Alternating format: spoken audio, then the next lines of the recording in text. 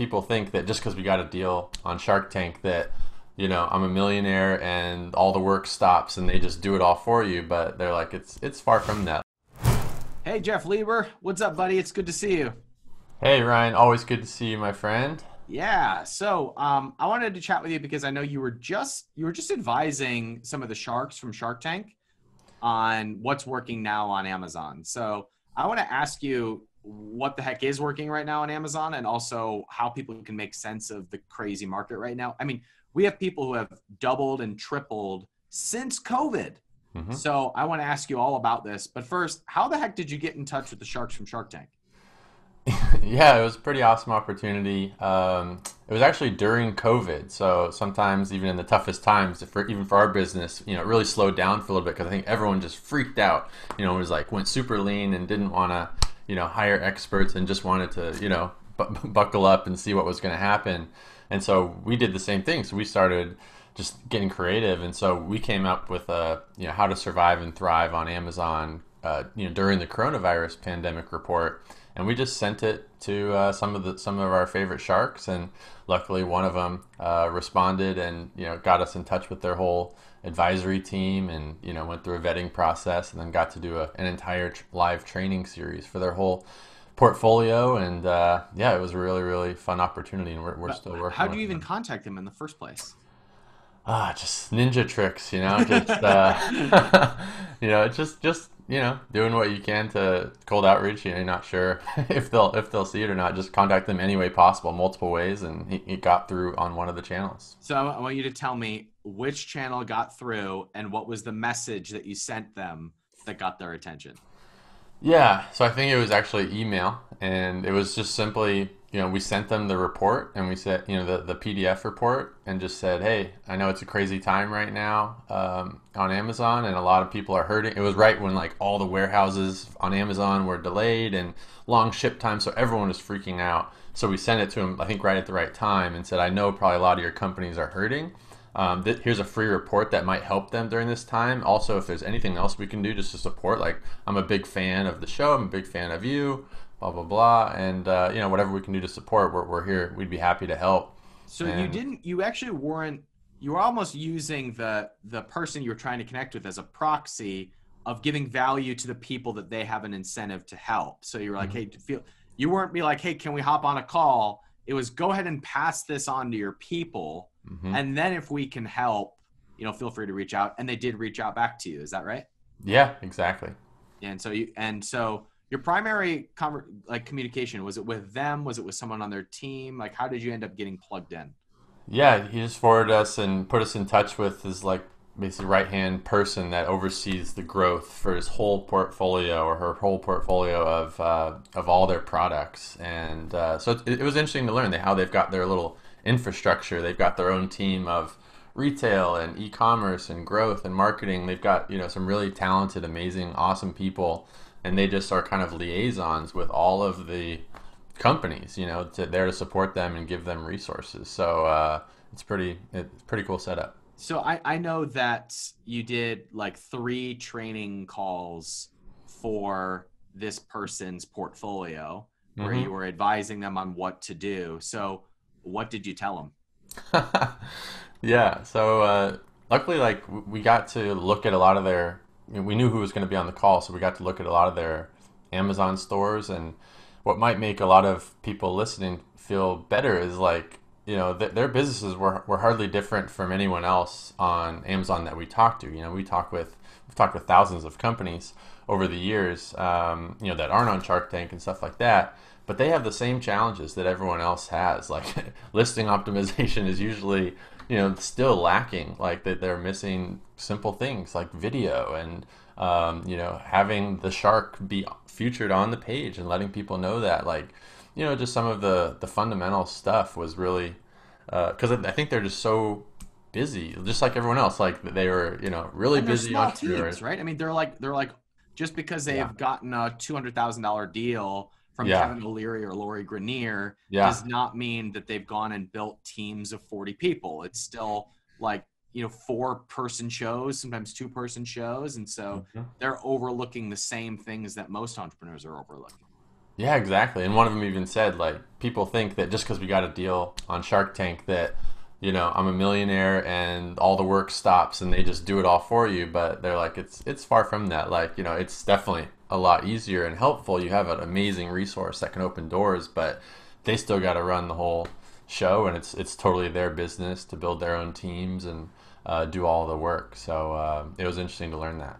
So, how many of them, just out of curiosity, were doing well on Amazon or on Amazon at all versus trying to do whatever channel they were doing when they got the deal on Shark Tank? And then what did they end up doing with your advice?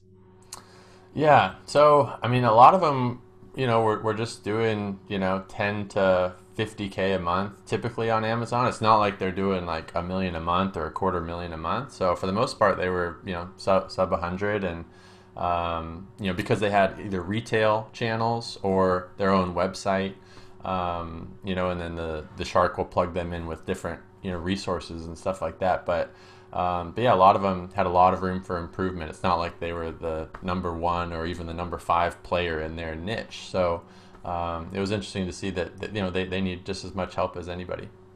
So you were working with this group of people that are doing, we'll just say $20,000 a month on average in terms of sales. They're backed by a shark on Shark Tank. They have lots of opportunities for exposure, but they're still missing basic optimization stuff that they could be doing. So what advice did you give them to go from 20,000 to 200,000 over the next year or two? Yeah, so number one is, I mean, a lot of those companies, they've just got like one or two like great products that kind of got them onto the show or got in front of the shark, but haven't built out really a full brand or portfolio of products that serve the same customer. So that was sort of one area that we really focused on was, what else can you add on additional products, and using Amazon and all the great data, using apps like Jungle Scout and Helium 10, that you can find really great additional products that can increase your average order value or increase the lifetime value of a customer. So we ran some like competitor analyses for them and gave them some tips on what they could launch next. And so a lot of them, that would be one of the ways to do it. Another So was, do you mean to tell me that even though they're backed on Shark Tank, they still hadn't built out that core base of four products to get to 100 sales a day and thus be $1 million business? I mean, but some of them have awesome patented, game-changing, industry-changing products, but still it could help them a lot to launch additional SKUs. So the first thing that you told them to do was look at the customer and build out that product base that they could launch Mm-hmm. next. Makes Mm-hmm. total sense to me. What else did you tell them? Yep. Yeah, then we did, like I said, we did some live listing teardowns of some of the people that were generous enough to let us give some constructive feedback live on the call in front of everybody. So everyone, I think, took a lot of notes there, and then from there we just sort of went into our turnkey bullseye traffic system, which is largely about Amazon ads and how to use. A lot of them were not using Amazon ads hardly at all. They were maybe spending 1,000 or 2,000 a month, but it wasn't really a focus, and they didn't quite realize that you could. That's one of the fastest ways to scale on Amazon. So we did some live PPC campaign audits for them as well, and a lot of them had never heard of Amazon DSP advertising, which is demand side platform advertising, and that's one of the fastest growing things that we've seen for our clients right now. So they were, interested to learn about that. We actually had our fastest growing client we've ever had. It's still in progress right now. They joined with us in January of this year, 2020, and they were doing really well. They were doing about 300,000 a month in sales. So they were doing really solid. But then we started doing DSP ads. They'd never done Amazon DSP, which is a different ad platform, but through Amazon or on Amazon. And in 4 months, we have tripled their business to over 1.1 million a month in sales. So, and that's largely through PPC and That's Amazon amazing. DSP. Quick question: that's amazing, that it's grown that fast. Was there a halo effect from that type of advertising? Like, I mean, going from 300 to a million a month, was there kind of like a spillover from the main source of advertising where now they're also starting to show up for more keywords? Or was there any other thing that kicked on when people started spending more on the advertising platform with you?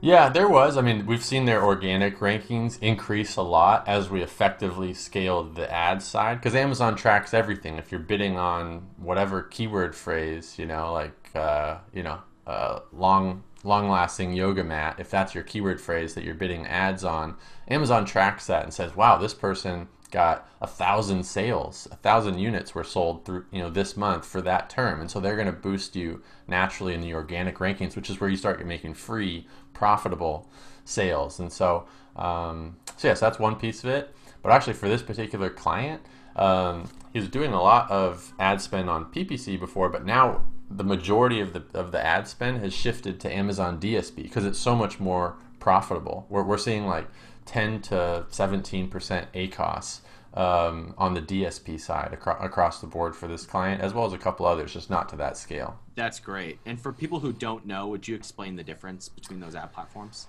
Yeah, so Amazon DSP Ads is a really, really powerful platform that is evolving really, really fast. I think it's a little bit ahead of Amazon PPC now because you can do so much more. So you can do video ads, you can do really, really highly controlled retargeting or remarketing ads, which means that let's say you have 1,000 visitors visit your product page this month and only 100 buy because you have a 10% conversion.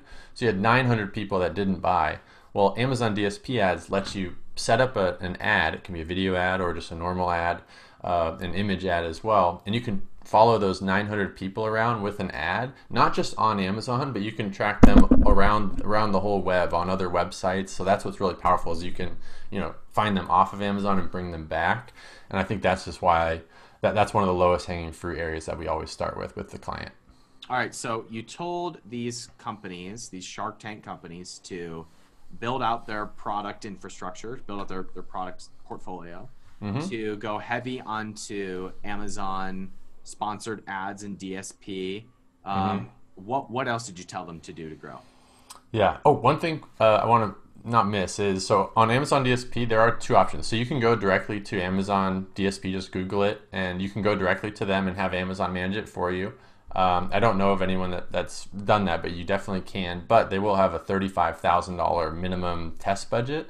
So, that makes me a little nervous. So you can do that if you want to, if you're feeling aggressive, but you can also find an agency that's gone through the onboarding, training, and certification, and we're not the only one out there. There's other ones out there, so if you know any, definitely go that route because you can set your own. An agency can set their own budget. So like we found that for clients, we only need $1,000 test budget to see if it works or not. If it doesn't work, we just say, you know what, sorry, it's we're not seeing good signals here, so let's not continue. We don't want to waste your money. But most of the time, we see really positive signals, and then it scales. So this person's spending tens of thousands of dollars a month on DSP like really, really quickly. But that's because that $1,000 budget went really well. But makes sense to me. So your next question was, what did we tell them after that? Yeah, what else did you tell them besides sell more products and spend more on advertising, which is good advice. But Yeah. what else did you tell them? Yeah, so some of the other things that are working right now that a lot of them hadn't heard of is when you're launching a new product, because we told them to launch new products, is the Amazon Vine review program is working super well. So make sure to use that. It went down temporarily during COVID, but I believe it's back at the last that I checked. So that can get you up to 30 reviews right there, and it's totally worth it, especially if you are launching a new product or you have less than 30 reviews.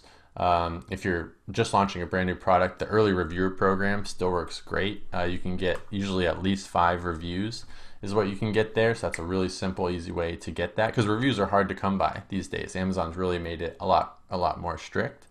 So we just kind of walked through like a handful of different Amazon review generation strategies. A lot of them didn't have hardly any in place that were proactive. They didn't know that you could really take control of that. And then we talked about, the growth strategy that are available on Amazon. So a lot of them hadn't done coupon clippings or lightning deals or, planning for Prime Day or the holidays, like taking advantage of those deals. Amazon's really evolved in the last year and come out with a lot more deal types. So a lot of those deals are really, really profitable. But you just got to test it and see if it works. If it works, keep doing it. If it doesn't work, don't do it again. Well, here's what I So, like about this kind of three-phase plan, if you will, is the first piece is really building the lifetime customer value so that one purchase can become four purchases because you're hmm developing more products. And then number two is advertising more to get new customers. And then phase three is getting as many people as possible who see you to convert, which is hmm exactly the order you should go in. Most people get it backwards as they try and take a product that is doing 20 sales a day and get it to 25. And hmm like they're just trying to chintz around the edges rather than building a business and going, which is hmm what you're suggesting these companies from Shark Tank do. Now, I saw the presentation that you gave to this portfolio before you gave it. And what I thought was really interesting, this surprised me, Jeff, was that you spent a decent amount of time telling these companies why they should be on Amazon. So from our world, we think nothing of it. We're like, of course, Amazon is the hot girl at the dance. Of course, we want to be selling on Amazon. Why did you have to spend some time convincing or telling those companies that they should sell there at all?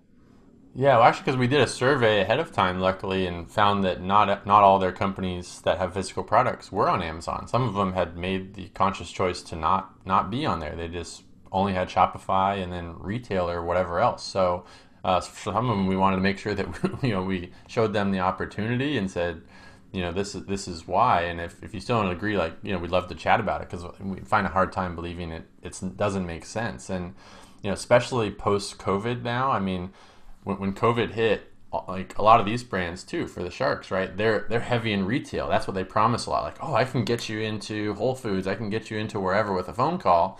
Well, a lot of that retail has slowed down a bit. A lot of stores and chains and brands are going out of business, and so a lot of these brands are now, realizing that you got to go to Amazon. And I mean, across the board, we're seeing that the Amazon sales volume is up at least like 25-30% across the board on average. I mean, it's not for every single niche, but for most niches, just more people than ever before are shopping on Amazon. They're now Amazon Prime members because they don't want to go to the store because they're fearing for their life.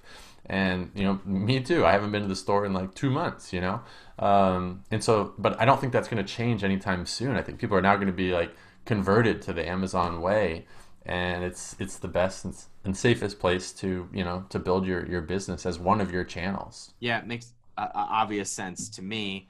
I'm curious how you answer the question because I'm sure this came up of people saying I'm on retail or I'm taking sales on Shopify. I don't want to compromise my existing sales. I'm sure that had to come up from somebody.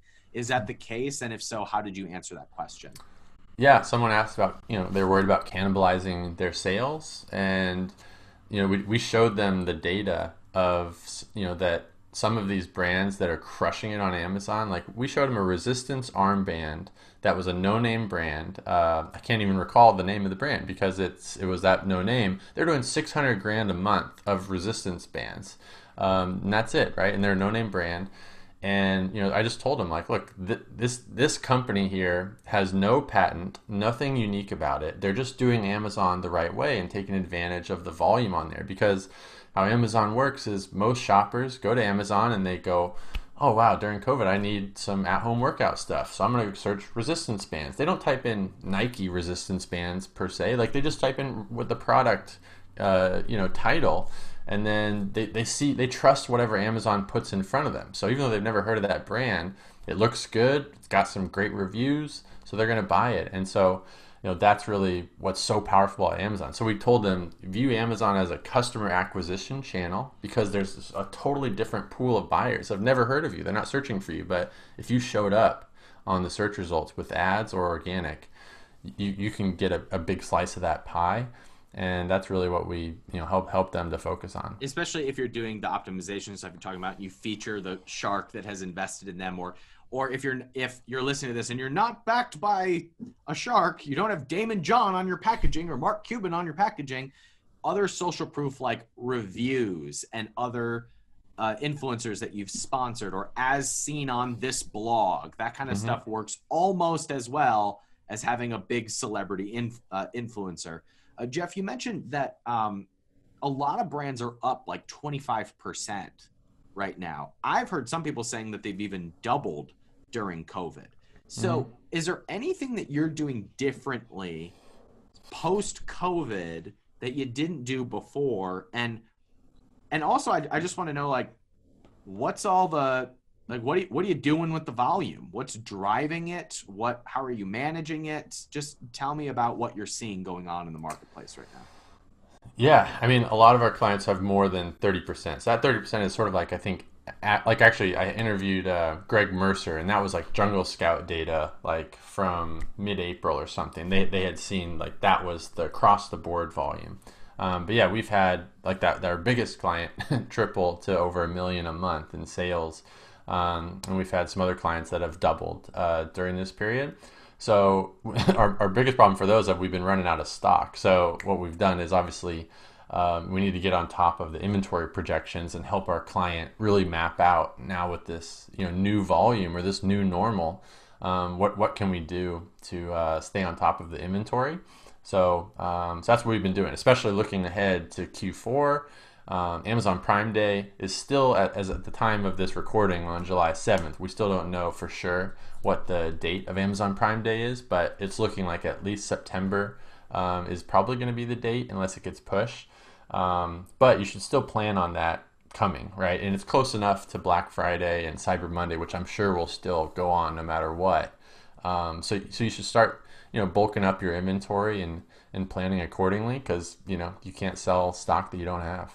So I want to give a couple selfish plugs here. If you have a physical product brand and you're at least on pace for $1 million or more, and you're running into cash constraints, I run a fund called the Capitalism Fund, and you can apply to work with me over at capitalism.com/fund. By the way, if I end up giving you money, one of the first things I'm going to do is say, call Jeff Lieber and see if y'all are fit to work together, because he is best in class at what he does. So full disclosure, I'm going to tell you to do that. But if you need money and advice, please contact me. I'm capitalism.com/fund. Also, if you are a member of the tribe or the back room, we have some other financing options of people who provide capital for physical product brands. So if you want to be a member, it's capitalism.com/tribe or capitalism.com/backroom. Should be easy to remember. All right. So Jeff, inventory issues are the biggest challenge that people are running into. One thing that you and I have talked about kind of informally that I would like to bring to the table is we have all this increase in volume happening on Amazon right now. And then there's a question of, how do I turn those buyers into repeat customers? So Hmm. somebody buys my resistance band on Amazon. How can I stay in front of them and remarket to them or sell our other products? And the reason I ask is because when somebody brings up that they don't want to take attention away from something like Shopify, it's usually because they control the customer when it's on Shopify.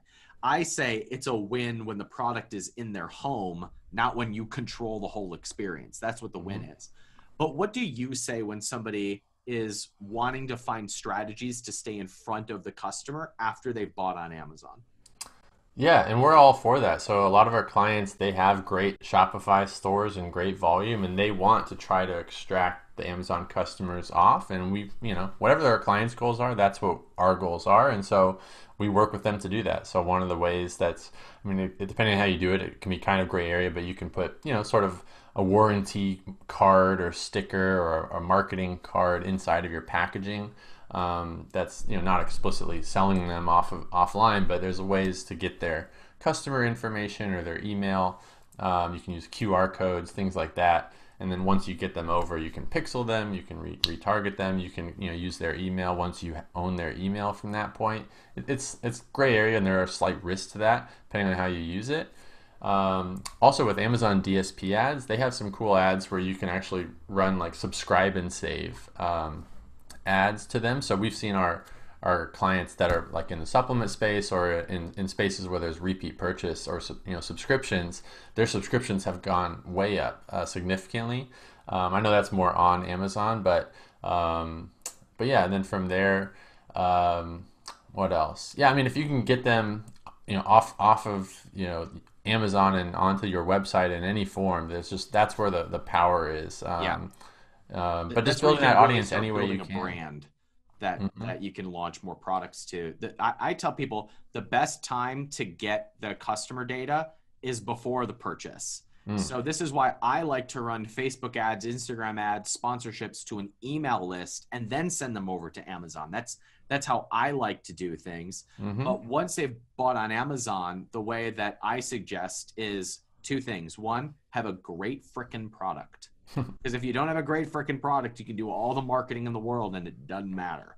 But if you've got a great freaking product, then it's going to be easier to stay in front of them and you're going to get more word of mouth referrals as well. The second thing is to have some sort of cause that you stand for. So rather than trying to incentivize the person of getting another one for free or getting a discount or a warranty, and all that stuff works just fine. But if you have a cause that you support and that you actually believe in, and you talk about the cause in the inserts in your packaging, that can go a long way to building the brand, building customer relationships, and bringing that person back to your website where you can get their email address and pixel them and do all of that stuff. So stand for something as a brand. If you do that, then you can lengthen the journey that the customer goes along with you rather than it just being a one-off transaction.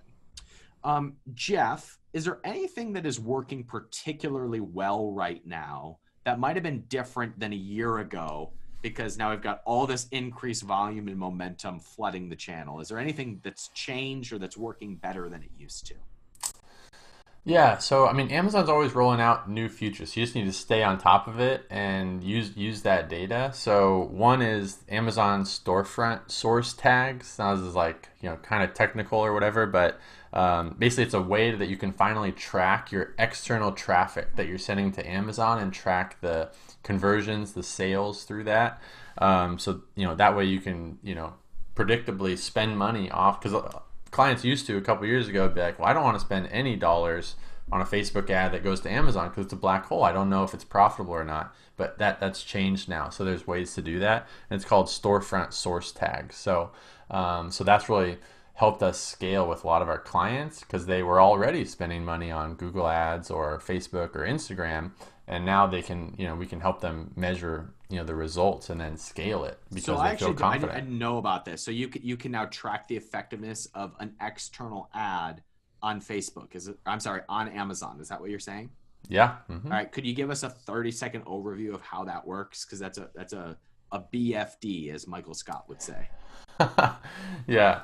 So I could just make sure we put it in the show notes or something like that. I can make sure I send it to you after. I'll just make a note. Sure.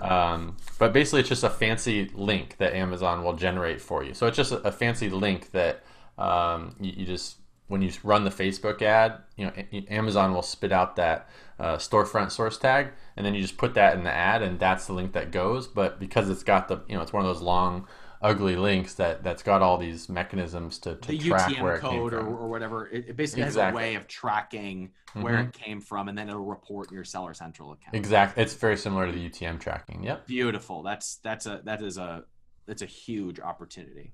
Awesome. Yeah. Anything else that's working particularly well?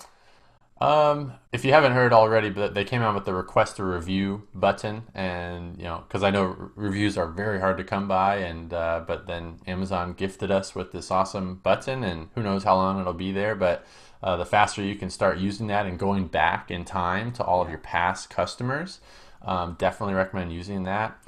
There's also some other apps out there that have made it even easier. I think Jungle Scout and Helium 10, I believe, both have sort of like a plugin or something on their software that lets you do it even easier than the Amazon request a review button. So yeah, that's working really well right now as well. So here's what's beautiful about this. If any of you are watching or listening and you think that you have missed the boat, I mean, Amazon volume is higher than it's ever been. And check this out. I honestly never thought that I would see this happen. Facebook and Instagram ads are cheaper than they were a few months ago because there's fewer advertisers. And now we got this crazy Facebook boycott happening where Unilever and North Face and Verizon are pulling out of Amazon ads. These are the big advertisers, which means that people like you and me, who may only be running 7-figure businesses, have a whole lot more room to advertise. And now we can track it on Amazon, and we can request reviews, which means the snowball starts to build faster. So you have not missed the boat. You're in inning 3 of a 9-inning game. So like, it's time to take some at bats, but you got time to play this game really well. Jeff, I know that you have the whole presentation that you did for the Shark Tank companies available somewhere. Would you tell us a little bit about what's in there? Yeah, so because we did 3 live trainings and it was really expansive. So what we did is we condensed it down, covered the same exact steps, but we condensed it into like a 45-minute or 50-minute training. So we have the same steps that, it's not just what we do for their companies, but it's what we do with our clients that we've done for years. And we just, it's what helps people grow to 7 or 8 figures and beyond. We have that training available to the public now, completely for free, and be happy to put that on a page for you guys. I think we'll make a page. I think we said capitalism.com/AMZ. That works. AMZ, like Amazon.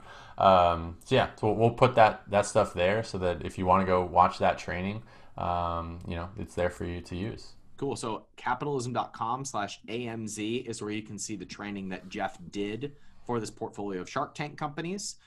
Jeff, I think you're the best in the business. So why don't you take a minute to give a soft overview of what you guys do for your clients over at Turnkey? What kind of stuff are you doing to take this client from January and $300,000 a month to $1.1 million a month? So give a soft plug for what you do.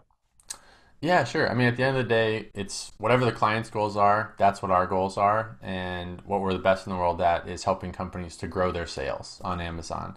So that's what we do, whether you're at 20K. I mean, we felt VitaCup, we've published a case study on that. They started at $7,000 a month. So it's not like you need to have 200 grand, as a starting point. Like VitaCup started at 7K. We took them to over 300K a month in 6 months. And we've helped people from, just launching their first product. So we have a combination of full service, fully done for you. And then we also have some done with you services as well. So if you want to, if you're ready to grow your business to the next level, or you just want an outside set of eyes to be like, can you help me to that next level? Are we a good fit? We'll make sure on that same page, we'll put a button for you to book a call with us if you're interested in us helping you grow your business. And if not, it's no big deal. We'll still, chat about your business, and you'll learn something about how you can grow no matter what. So sometimes people ask me who should use an agency versus who should manage things themselves. And the way that I say it is, if you want to be an Amazon channel expert, then you should do it all yourself. Like if what you want is to be all plugged into the nuts and bolts of Amazon, then you should do it yourself. If you want to build a brand or a business, then your efforts are better spent in building audience, launching new products, and building the foundation of the business. And you probably can't do that and do Amazon as well as somebody who is obsessed with it and manages some of the biggest accounts in the world. So if you're in the brand building mode of your business, where you are in business and you want to be actively building more products and more audience and more followers and more customers, then you either want to hire somebody who's obsessed with Amazon, or you want to partner with somebody who is already established in managing some of the biggest accounts in the world. And the person that I recommend most often is Jeff at Turnkey. Jeff, you are always generous with your time and your advice. I know this is a crazy time for a bunch of Amazon sellers, so thanks for telling us what's working right now. Is there a place where people can follow or find you? Yeah, I mean, just head over to, capitalism.com/AMZ. We'll put just a bunch of goodies there, and the free training, and if you want to chat with us, that's where you can do that. So honestly, that's the best place. I would go there, but if you're just browsing or whatever, head over to turnkeyproductmanagement.com. That's where all of our good stuff is. We have a podcast called the Playbook for Amazon Podcast. You can find me any of those places. All right, Jeff. Thanks for hanging out with me, man. Good to see you. Thanks, Ryan. I'm Ryan Daniel Moran from Capitalism.com. We help entrepreneurs build 7-figure businesses. When you're ready for us, we'll be ready for you. And you can start your journey at capitalism.com/start.